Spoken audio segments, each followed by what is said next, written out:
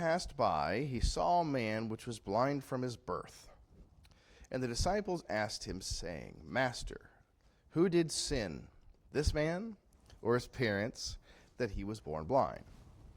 Now, up until this point, we've been dealing a lot with the Pharisees. So this isn't the Pharisees that asked this question. It kind of seems like sort of an odd question, doesn't it? To us, it does, right?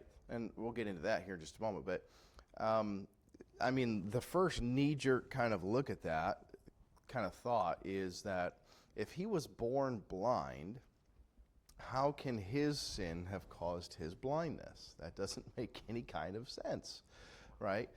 That would have been a preemptive type working of God. I guess it would be like a foreknowledge, and God in his foreknowledge blinded this man from birth because of some sin that he was going to commit at some point in his life. And there's no evidence that God does that sort of thing, right? I mean, I guess it could be a reincarnation thing if you believed in reincarnation. He sinned in a past life. But we don't believe that, do we? Did the Jews believe that?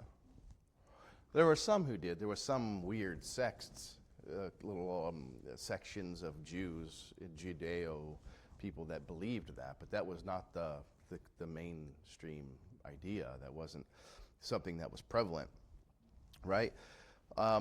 So what was that? It was either blame him or blame the parents, right? This guy was born blind, so it's either got to be his fault or his parents' fault. Which one was it, Jesus? Now, I guess it's in our nature to see a bad thing, to see a travesty in somebody's life, to see some sort of what we would call inequality or some sort of deformity or some sort of trauma in this person's life, some sort of handicap. And it's in our nature to say, why did that happen to them, right? So that's in our nature to do that. And a lot of times we jump to the conclusion that it was a punishment or something. We see something bad happen in other people's life. That's the first thing. It's the first thing that comes to your mind. Well, what did they do to deserve that? Right? I mean, that's natural, is it not? We grow up that way, right? If Dad right? sees something bad, he punishes. something bad's going to happen. Right. So I mean, we instantly think that there's a punishment for something when we get into that. I'll give you an example. If you want to turn over to the book of Acts, chapter 28. Here's an example in the scripture of this happening. Acts chapter 28.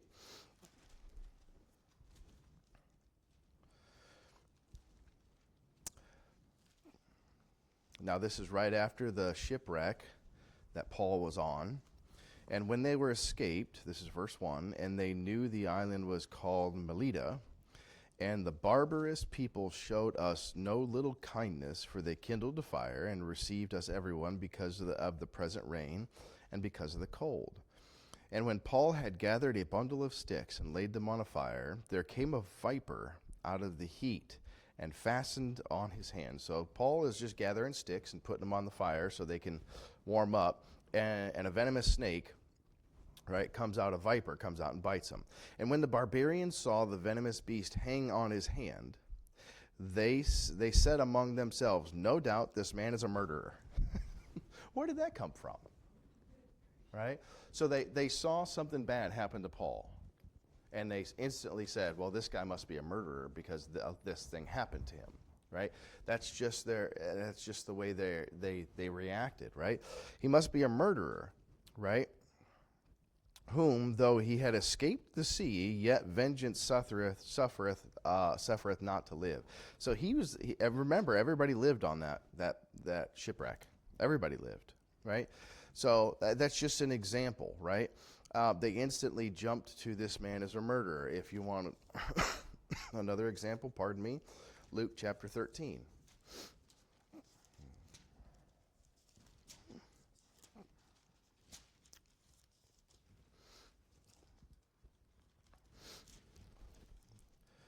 Verse 1, there were present at that season, some that told him of the Galileans, whose blood Pilate had mingled with their sacrifices. And Jesus answered unto them, Suppose ye that these Galileans were sinners above all the Galileans, because they had suffered such things? I tell you, nay, except ye repent, ye shall likewise perish. Or those 18 upon the tower of Siloam fell that slew them.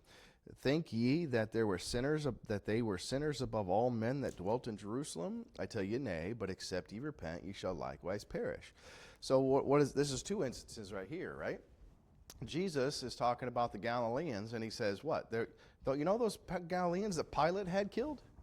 Those Galileans that Pilate had killed, do you think they were worse than the rest of the Galileans? He says, no, they weren't any worse than the other Galileans. They weren't any more sinners than anybody else. He said, what about those people who died over in Siloam? The tower fell on them. You think those 18 people, you think those people were worse than anybody else? He says, no. He says, unless you repent, they're gonna have the same fate as them. Right? Now, that tower that fell in Siloam, that's not found in the Bible. That was something that happened during the time that Jesus used as an example. Right? That was a current event that Jesus just said he used, that everybody was thinking about that, right? He used that as an example to do something, right? And to show them some things. So we jump to he was born that way because of his sin, right? Or we say it's some sort of hereditary sin, or it's because the sin of his parents, meaning the hereditary sin, right? And if you look back at Exodus chapter 20, you'll see why they think this. I know we're doing a lot of running, but that question always kind of bothered me. Why did they immediately jump to, this must be some sin? But if you look at Exodus chapter 20, look at verse 5. Thou shalt not bow thyself to them, nor serve them, for I, the Lord my God, am a jealous God, visiting the iniquity of the fathers upon the children, unto the third and fourth generation of them that hate me. You see what happens there? This is a spiritual sin of idolatry. This is what this is. This is an idolatral sin that God says, you do this, your family for generations are going to suffer because of your idolatry. It's a spiritual sin that is passed on 3 and 4 generations down. And when we look in a couple other places, turn to Jeremiah and Ezekiel. We're going to be in both of them. Jeremiah 31. Jeremiah 31. I'm giving you a groundwork for understanding why they asked this question, because this was their culture. Jeremiah 31, verse 29. In those days they shall no more. The fathers have eaten a sour grape, and the children's teeth are set on edge. But every one shall die for his own iniquity. Every man that eateth the sour grape, his teeth shall be set on edge. This is an equivalency of the same thing. This is just like saying, if the father eats a sour grape, why should the son have to pucker? Anybody here ever eaten a sour grape? You pop that grape in your mouth and you're expecting it to be that nice, juicy, sweet. And what happens? You go, oh, right? Oh man, it's terrible. It takes you by surprise, and it's like one of the worst things ever, right? You're expecting something juicy and sweet, and instead you get that bitterness and that sourness. Well, that's what God's calling the sin. Why would a sin that a father eats a sour grape, why would the son taste the bitterness? So he's correcting something that he did back here. He institutionalized something back in Exodus for idolatry. And he's trying to get them out of that mindset of the concept passes from father to son. He was using it for idolatry, for a spiritual sin. And pardon me. And he's breaking them of this. If we go just a few books later, Ezekiel chapter 18, verses 1 and 2, we're going to see something very, very similar. Ezekiel chapter 18. And the word of the Lord came unto me, saying, What mean ye that use the proverb concerning the land of Israel, saying the father has eaten sour grapes, and the children's teeth are set on edge? So it became a proverb in their day that the sins of the father can pass down to the children. It became a proverb, and it became something that was regularly said, and it had meaning to the nation of Israel.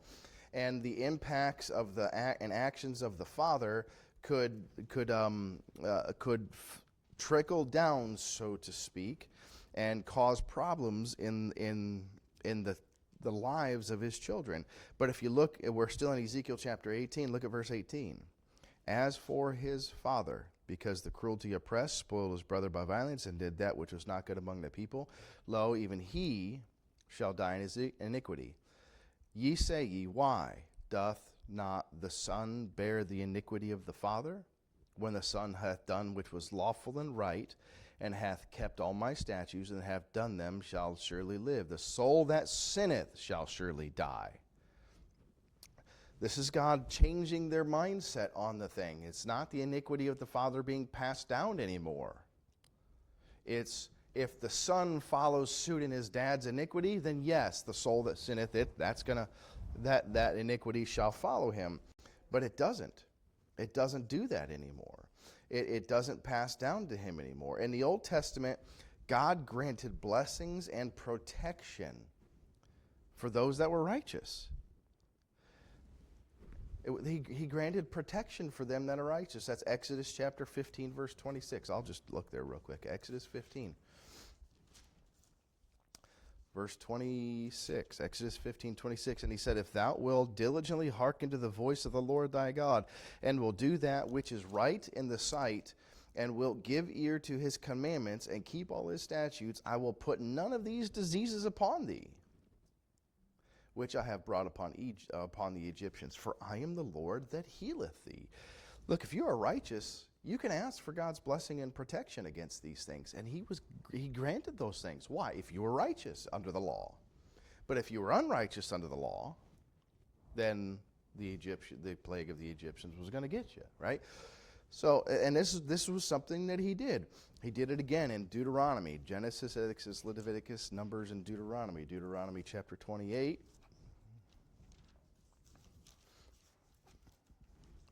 Deuteronomy 28:58.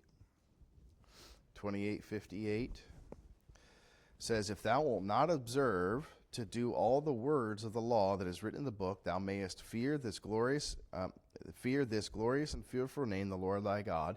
Then the Lord will make thy plagues wonderful, and the plagues of thy seed, even the great plagues of the long continuance and sore sickness of long continuance. Moreover, he will bring upon thee all the diseases of Egypt, which thou was afraid of, and thou shalt cleave, and they shall cleave unto thee. Also every sickness, every plague that was not written in the book of this law, them will the Lord bring upon thee if they were destroyed. You see how he says, if you're righteous, you get them. You don't get them. If you're unrighteous, look what happens. If you were righteous, you were granted the protection of God under the Old Testament law.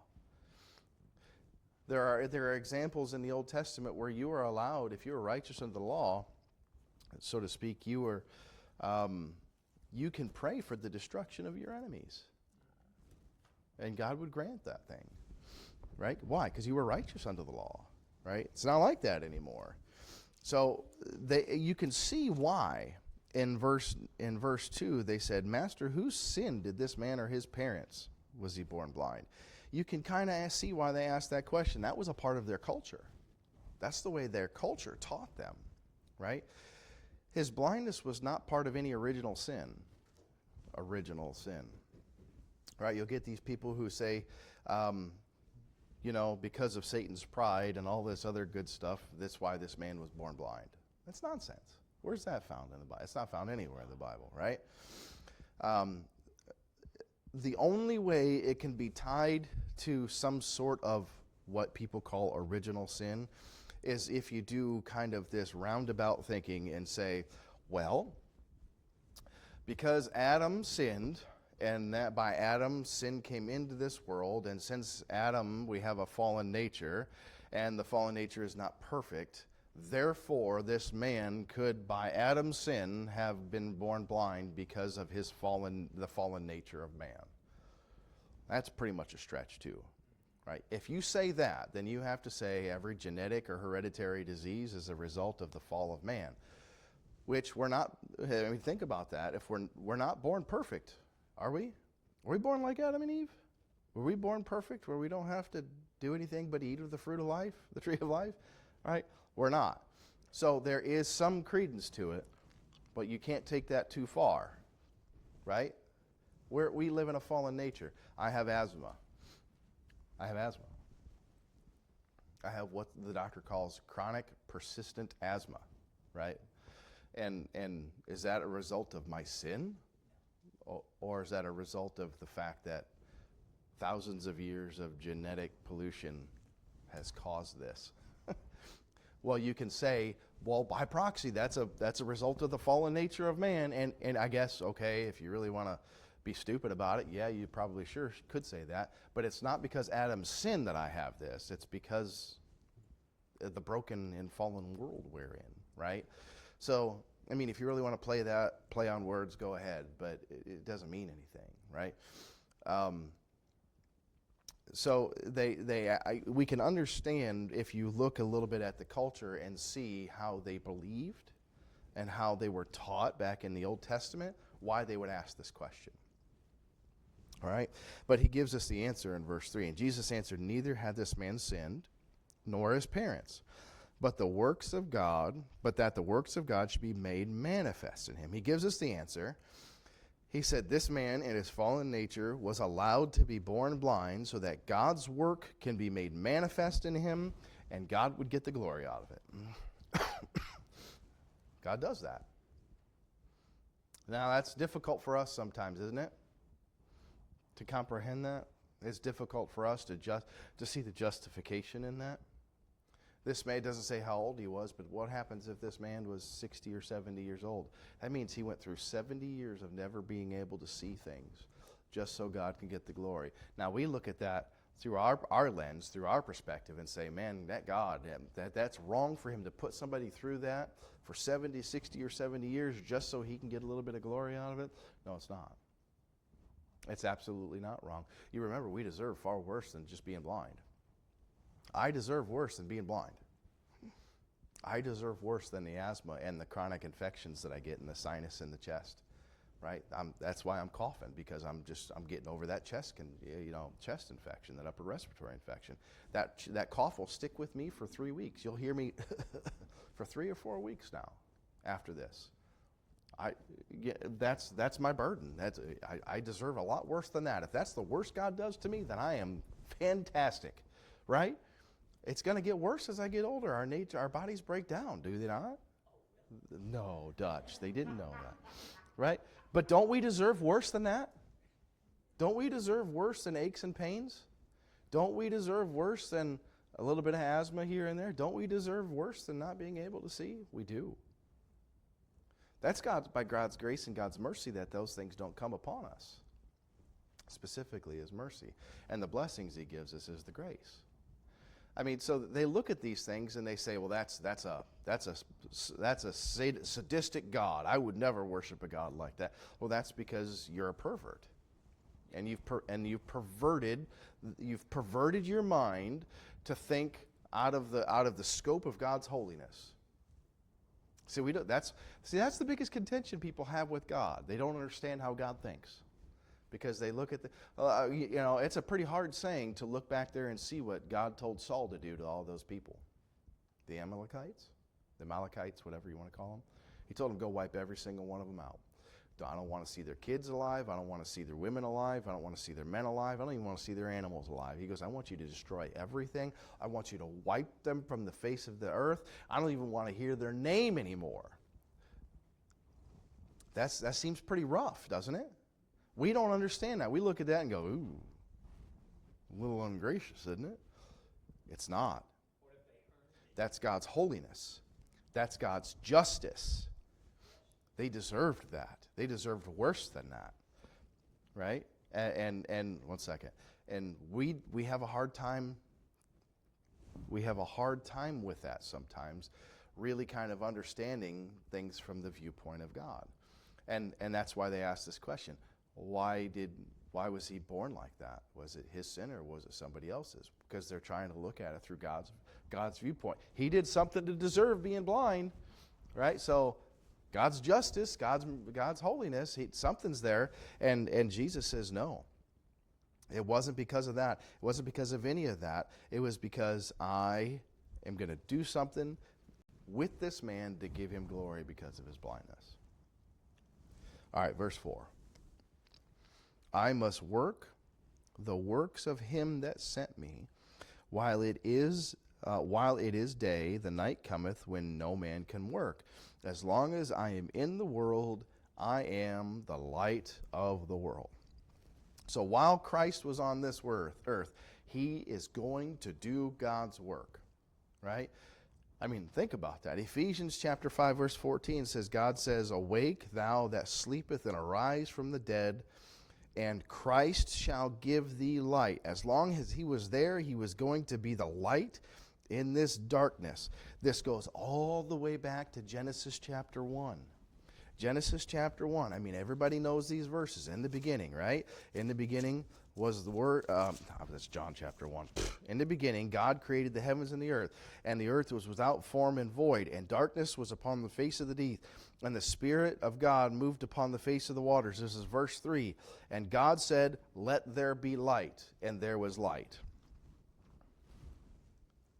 That's not the sun, folks.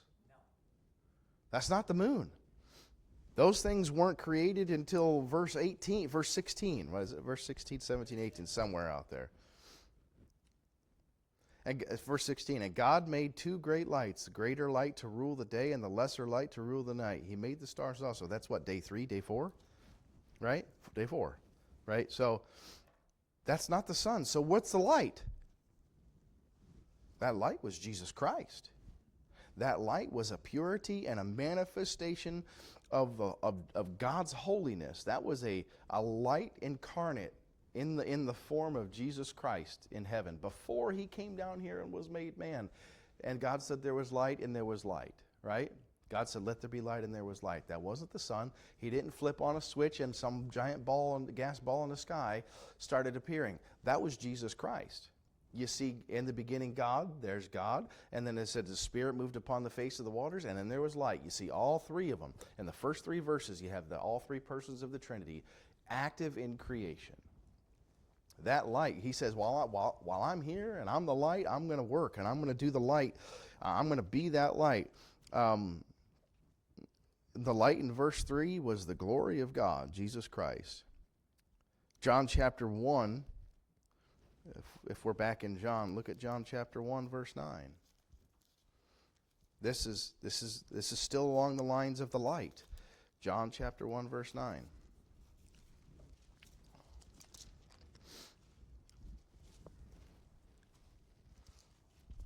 And that was the true light, capital L, which lighteth every man that cometh into the world, and he was in the world, and the world was made by him, and the world knew him not. What is that? That's a reference to Genesis chapter 1. He was there at the creation of the world. See, Genesis chapter 1, verse 3 is Jesus Christ. Isn't that book amazing, how he does that? Man, how we put those things together. Man, that's good stuff. Now, think about this. He says, as long as I am in the world, I am the light of the world. And he says, verse 4, I must work the works of him that sent me while it is day. When the night cometh, no man can work. There's going to come a time where we're not going to be able to spread the gospel anymore. There's going to come a time where we being the light isn't going to happen anymore. God's going to flip the switch. Light's going to go out. We're going to be gone. Praise the Lord. But he's going to flip the switch. And we're not going to be here to give the light to the world anymore, right? Thy word is a lamp unto my feet and a light unto my path. We believe that book because of what it does, what it shows us, what it is to us in this present darkness, right? In this present darkness, this world is the Bible calls this world this present evil world. And while there's wickedness and darkness surrounding each and every one of us day to day, we have a light. And while Jesus was here, he was that light. And while he had the opportunity, he was going to shed light as long as he had the opportunity to do that. And they snuffed his life out. So what became the light for us? His word. And then we're supposed to be that light. You are the light. We're now the light. We're the light. Why? The priesthood of the believer. because I have Christ in me. Christ is going to shine in me, and I'm going to be that light.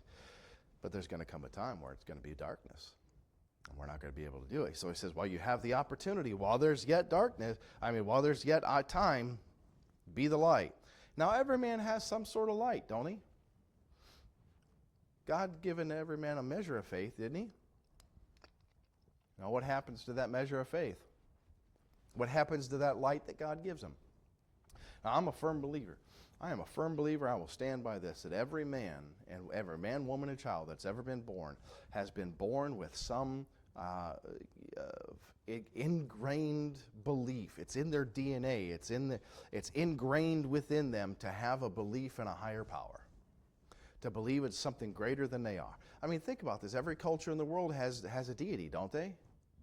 Every culture in the world has some sort of God. There is nobody, including the atheists, right? There's no one in the history of the world that ever says, I don't believe in something.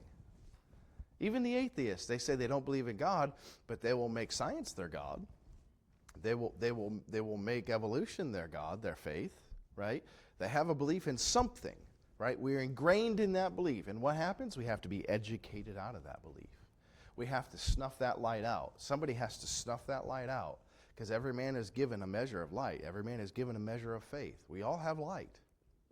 What we do with that light is up to us. And this is why he changed the things, meaning he's not going to call the sins of the Father upon the sins of the Son, right? Why? Because you have your own autonomy. You have your own self. Now, this is not to say, I mean, think about this for a second. Physical sins, however, are a little bit different, right, than the spiritual sins we were talking about. I mean, crackhead moms have crackhead babies, right? The sins of the mom cause damage to the son or the daughter, does it not? There's a difference. That's a physical thing. That's a result of this world, right? Those things absolutely pass down generation to generation to generation. There's hereditary diseases. There's genetic diseases. There's genetic conditions. Ask my kids about genetic conditions that they suffer from. That's passed down through mine and my wife's bloodlines, right?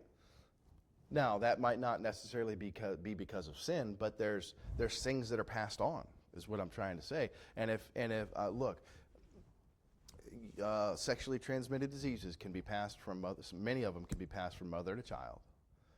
The sins of the mother and the sins of the father, being promiscuous, catching gonorrhea or whatever you want to call it. And now what happens to that kid? That kid's born with stuff he never had any chance with. So those sins absolutely do pass down to the children. But that is a physical thing, not a spiritual thing. God doesn't hold my sins, my spiritual sins. Those things, my fear, my doubt, those types of things that I have, those things God doesn't hold my kids accountable for those things. Because why? Because I chose those. I do those things. He holds them accountable for their own, right? And this is what makes so hard for all of us parents. They have to grow up and leave the nest and make their own mistakes and do their own problems, even though we've told them not to do those things that we've done and all the problems that we've had, right? If I made a mistake, he doesn't pay for it. He has to go out and make the same mistake in order to pay for that. You know what? Sadly, they do. They go out and make the same mistakes. But while Jesus is here, he was certainly going to be the light. And he was going to spread that light, and he was going to do something for God while he had the opportunity. Boy, wouldn't that be nice if all of us did something like that? Can you imagine all of Christianity? I mean, biblical Christianity. Can you imagine everybody that's saved would live just a little bit for Jesus Christ? Just a little bit? Man, can you imagine how much better this world would be if all Christians just lived a little bit for God? Tiny little bit. What do? We live for ourselves. We just do enough just to get through this world, and we don't do things like Jesus did for Christ. All right, verse 6 and 7. I'll get off my soapbox here. And when he had thus spoken, he spat on the ground, oh boy, and made clay of the spittle, and anointed the eye the eyes of the blind man with the clay, and said unto him, Go wash in the pool of Siloam, which is by interpretation sent. Finish. By interpretation sent. He went his way, therefore, and washed and came seeing. Now, you can ask me, but I don't know why God did it this way. I don't know why Jesus Christ did it this way. I mean, he could have done it a million different ways, but he chose this way to do that. You know what? This is a crazy story. He sees this guy who's blind from birth. His disciples ask him the question, and he says, look, this guy was born blind because the glory of God is going to be revealed. I want to show you guys something. And he picks up that, and he puts it on the eyes of the guy. You guys are chuckling. Look. Some guy spit on the ground and went to go put it on my eyes. Nope, not happening. I'll fight you, right? I mean, think about that. It's. Heard Brother Engeseth preach. I have heard Brother Engeseth preach this. He makes some very good points. I know he makes some very good points, but it just doesn't make sense in our culture, does it? Well, we don't make sense in our own culture. Well, there you go. So I've heard Brother Engeseth's arguments on this, and Brother Engeseth, when it comes to things, dirt, pottery, clay, Yes. when it comes to things, vessels, when it comes to things, judgment seat, there is no man that I will refer to other than him. Because, I mean, I tell you what, he's the first one I'll go to with those types of things. Why? Because he's lived that life. He studied those things out. He made a living off of those types of things. The only thing he had to make the ground wet was his spit, right? So yes, I understand that's probably why he did it, but that's still crazy, right? If he could have said, "Come with me to the pool of Siloam," and he took a little bit of the dirt water and went like this, but he didn't do that. He went. He could have just said, "Open your eyes," Yes. but he didn't do that. That's why I say I don't know why Jesus did it this way. He could have said, "Hey guys, watch this." See that? You see what happened there? Right? And the guy's eyes get open and he's amazed in front of everybody.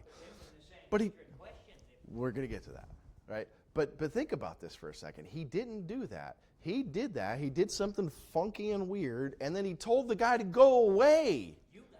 You got to go over to the pool and dip in and wash in the pool and then come back. It's not like they followed him over there. Jesus didn't follow him over there. He gave him his directions and told him to go do it. That's just like Naaman. Just like Naaman when he goes up to Elijah's house and starts banging on the door. And Elijah says, "Go away. I'm getting ready to go golfing." He's got his golf bags over his shoulder. He's like, "I'm on my way out the door. Don't bother me. Just go dip in the pool. Don't go dip in the Jordan a couple times. You'll be fine." Naaman gets all sorts of upset, doesn't he? Because he wanted some sort of grand type thing. He wanted everybody to be able to see it at that moment, right now. And he says, "Go do something." And if it wasn't for that little maiden who put that bug in his ears, well, Elijah's a man of God, and he's certainly done some things, and he's got some miracles. And look, when that man speaks, you can pretty much put it in the bank. You might want to go do what he said, Naaman. She could have been killed for speaking out against him that way. But you know what he did? He says, "Well, what else I got to lose?" So I went and did it. And that sixth time he's coming up and he's like, "Well, this ain't working, nothing's working." And that seventh time he comes up and everything starts falling off, right? But it wasn't in a way that anybody expected things to be done. He had to go do something in order for it to happen. This guy here at the pool, God did the work. He anointed the eyes, right? With holy spit, with holy clay. He anointed the eyes with holy phlegm. And he says, "Go wash your face in the pool." If the guy didn't go wash his face in the pool, what would have happened? He stayed blind. That's the only sense I can make out of the whole thing. Why God did it this way. So he would go and do something out of faith. Because it made absolutely no sense for Jesus to do this, for this guy to get his sight back. Doesn't make any sense.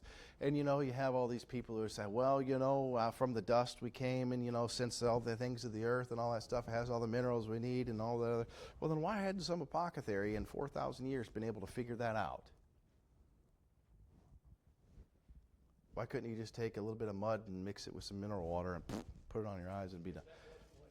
It wasn't what did it. It was the glory of the Lord. Exactly. No amount of nutrients in the dirt was going to give that man his sight back. No amount of spit was going to give that man his eyes back. You know what gave his eyes back? The power of God in that man's faith. That's exactly what did this, right? And man, so he spits on the ground, and he makes a paste out of the clay, and he anoints the eyes of the man, and he tells him to go wash it off in the pool of Siloam. Now, this is not the same pool that we saw in John chapter 5, right?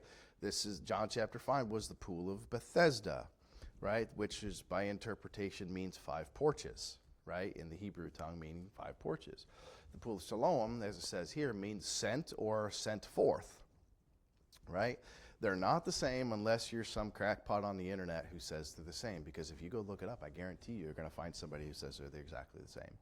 They're not. They're not the same. They have different names. They have different locations, right? One is in the northeast. One is in the southeast, right? Siloam's in the southeast, right? One was by the sheep gate. One was by a different gate, right?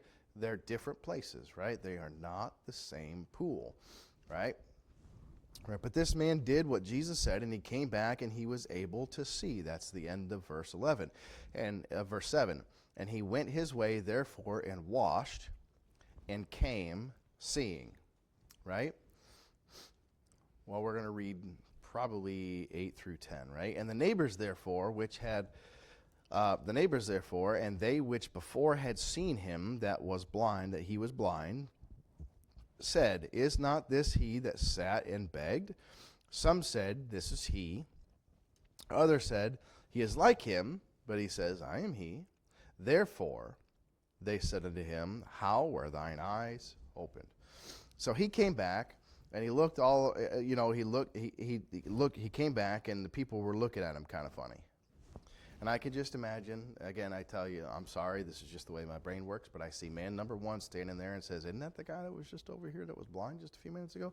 And he's talking to man number 2, and man number 2 says, that kind of looks like the guy, but that can't be him because he's able to see, but and this guy, that guy was blind, this guy's not blind, so we're in the same clothes. It kind of looks like him, but I just don't think it's him. And then the man who got healed says, yep, that was me. Overheard the conversation. Yep, that was me. I once was blind, but now I can see.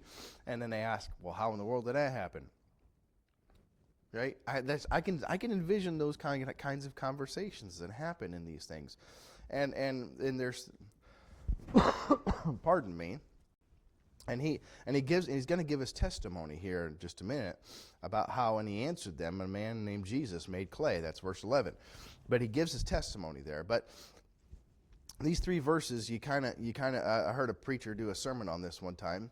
He says there's 3 things that happen when you get right, when you get saved, when you follow Jesus' commands. When you get right, he says people will notice a change in you. Well, that man looks like the same man, but he was blind, and now he can see, so that can't be the same man. Do you see that? They see a change in you, right? They should see a change in you. And the second thing that'll happen when you get saved is people will start questioning you. They'll be a little skeptical. Well, it kind of looks like the man, but he's different, and I don't know if that's him or not. They doubt. That can't be the same guy. And then they'll start to question you. How in the world did that happen? And the third thing that God will do for you whenever you get saved is the Holy Spirit will give you an opportunity to use your testimony as a witness. That's exactly what happened here. Well, wait a minute. That can't be him. He was blind, and now this guy over here, he's able to see. That can't be the same guy. That was me. Oh, really? That was you? Yep, that was me. I was here just an hour ago. This guy named Jesus came by, and he gave his testimony. He starts telling about him. He'll give you an opportunity to witness for him. He'll give you an opportunity to tell others what he's done for you. Right? Those things happen. I heard a guy preach a sermon on that. It was a real good sermon. All right, verse 11. And he answered and said, a man that is called Jesus made clay and anointed mine eyes and said unto me, go to the pool of Siloam and wash. And I went and washed, and I received sight. So He said his testimony, there was a man called Jesus, right? And Jesus was a man, was he not? 1 Timothy chapter 2, verse 13, there is one God and one mediator between God and men. It says the man Christ Jesus, right? Jesus was a man. And but see, well, preacher, I thought you said John is really focused on Jesus being God. Well, he is. But this man's giving a testimony. He's giving a true testimony, a testimony of something that he knows to be true. I mean, think about that for a second. He didn't say God walked up to me and spit in my face. He said this man named Jesus. He's given a testimony of what he knows to be true.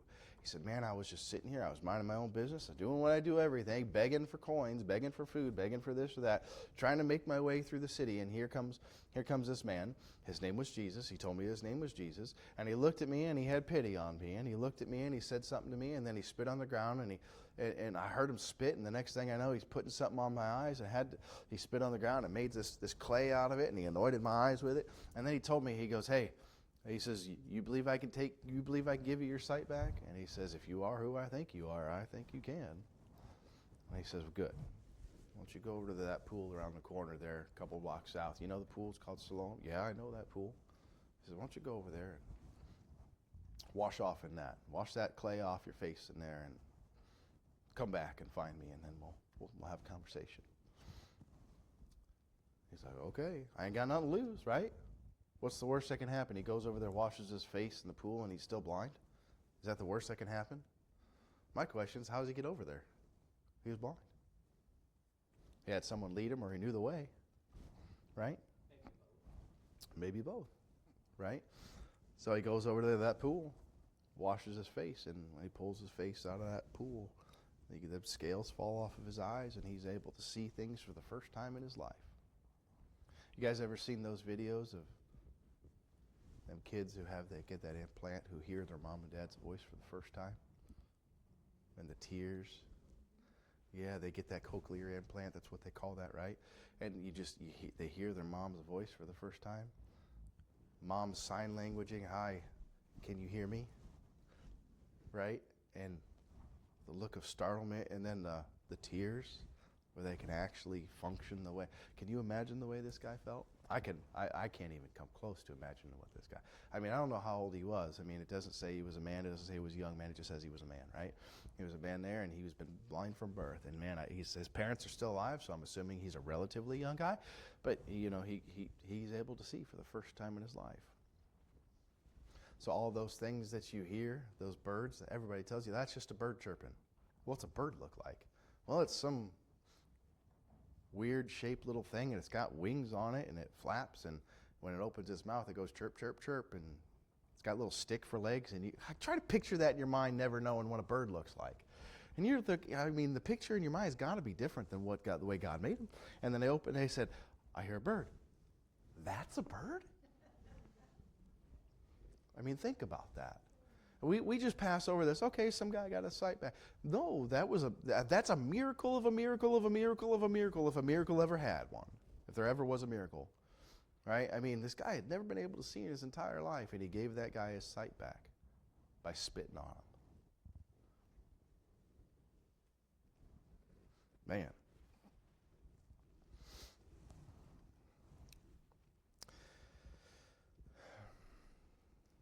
So he gave his testimony. There was this guy named Jesus, and he gave a testimony of what he knows, and he gave a testimony that was true, and he's going to get into a little bit of trouble because of it. Let's look at verse 12. Then they said unto him, where is he? And he said, I know not. Well, where'd Jesus go? I don't know. I went down to the pool like he told me to, and I came back to see the guy and to meet him, and I was looking for him, and that's when I heard your conversation. But I don't know where he went. What's the next thing they do? Take him to the Pharisees.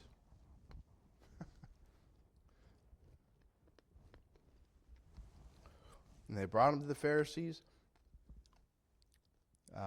They brought to the Pharisees him that was aforetime was blind. So the blind man's going to get into a little bit of trouble here. This man that was blind and nobody paid attention. You know, when this man was blind, you think anybody paid attention to him? You think anybody cared that he was a blind man just sitting there? But what happens the moment he has something miraculous happen to him and he has a witness and he has a testimony? What was he doing? He was testifying of Jesus Christ. The moment he started testifying of Jesus Christ, who did they take him to? Pharisees. Right? He was without hope and without help. Nobody cared about him then. But as soon as he has a witness and a testimony, the religious crowd gets upset. And boy, do they get upset here. And they'll do that as soon as you don't fit into their game. As soon as you cause problems in their game, as soon as you don't fit into the mold the way they want you to fit into the mold, then they take an eye at you, right? Now he's in danger of being excommunicated. All this guy did was listen to what Jesus said and got his sight back. And now he's in danger of being put out of the synagogue for it? They did it, right? But he didn't know that yet. Here he thinks he's in danger of being excommunicated, right? Or worse. It's not like the Pharisees had never done anything worse than excommunication. They had. They tried to kill Jesus just in the previous chapter. I don't understand why they got so upset until you read the next verse. Then you find out why they got so upset. And it was the Sabbath day when Jesus made the clay and opened his eyes. Here we go. What did I say? As soon as you don't fit into their mold, as soon as you don't fit into that box of what Orthodox Judaism was, what happened? Now you're in danger of death. Right? It was on the Sabbath. Man, I tell you what, Jesus did this several times. He did something on the Sabbath, and it was brought up to him several times in the Sabbath. Right? And you're onto something, Dutch. We're going to talk about that. Right? And in Matthew chapter 12, in the instance we're going to go through here in just a minute. We really don't have a whole lot of time, so I'll run through these. Maybe I'll start here next week, go through this again. But in Matthew chapter 12, he says, your priests profane the Sabbath when they offer sacrifice on the Sabbath day. He put it back on them in Matthew chapter 12. It would not surprise me, and this is what Dutch was alluding to, it would not surprise me if Jesus held off on some of these miracles just to do them on the Sabbath day, just to be a thorn in the side of the Pharisees. I would not put it past Jesus Christ to do that, because Jesus Christ had a sense of humor.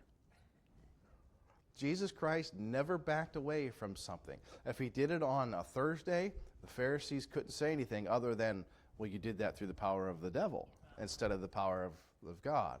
Right? That was a different fight. He's already had that fight. He's picking another fight here. He does it on the Sabbath day. In Mark chapter 1, I'll go through these real quick, and we'll cover this in depth next week.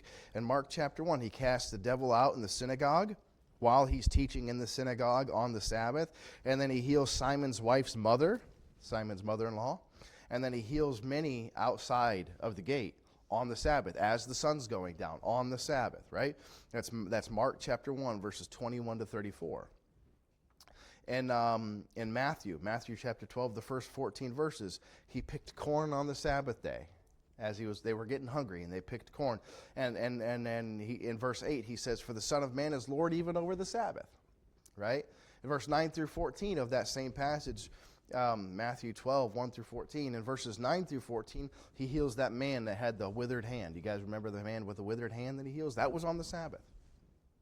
Luke chapter 13.